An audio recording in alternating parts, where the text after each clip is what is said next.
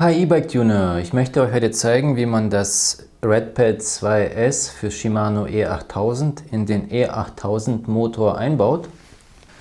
Zunächst stecke ich den Speed-Sensor-Stecker aus der Speed-Sensor-Buchse des Motors und stecke den Speed-Sensor-Stecker des Moduls ein.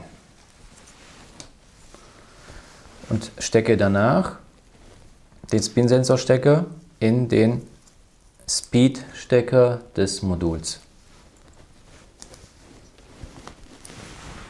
Jetzt brauche ich einen DI2-Steckplatz für das Modul, aber meine zwei DI2-Steckplätze sind belegt vom Display und von der DI2-Schaltung.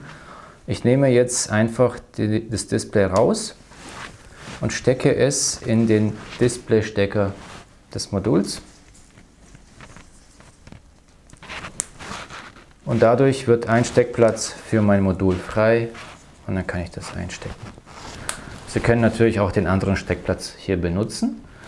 Und falls bei Ihnen hier ein Steckplatz frei ist, dann können Sie auch einfach das Modul einstecken und dann brauchen Sie diese Displaybuchse nicht. Dann können Sie sie einfach verschlossen halten mit diesem Stöpsel. Auch wenn bei Ihnen das Licht nicht aktiviert ist, bitte stecken Sie den Kabelschuh des Moduls in die Pluspol-Buchse des E-Bikes und schrauben Sie sie mit dem Kreuzschlitzschrauber fest. So, damit hätten wir das Modul angeschlossen. Dieser Zweifachstecker des Moduls bleibt frei, der ist extra für den Reset des Moduls gedacht. Schalten Sie das E-Bike an. Sie sollten das Modul jetzt in der App finden. Wenn Sie das Modul antippen, dann müssen Sie den PIN eingeben und der PIN ist 6 mal die 0. Wenn der PIN 6 mal die 0 ist, dann brauchen Sie beim iPhone den PIN nicht eingeben, sondern einfach den Koppeln drücken und dann gibt das automatisch an. Und dann drehen Sie bitte am Rad und schauen, ob eine Geschwindigkeit im E-Bike-Display und in der App generiert wird. Wenn ja, dann ist alles korrekt angeschlossen. Jetzt müssen wir das Modul noch verstauen. Dazu setze ich den Chip beim Batteriestecker hier rein.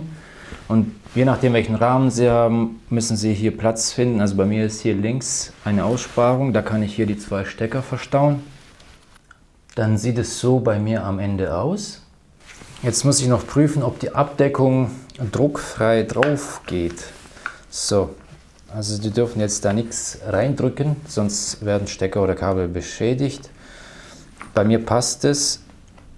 Ich kann die Abdeckung jetzt hier festschrauben und damit wäre das Modul verbaut.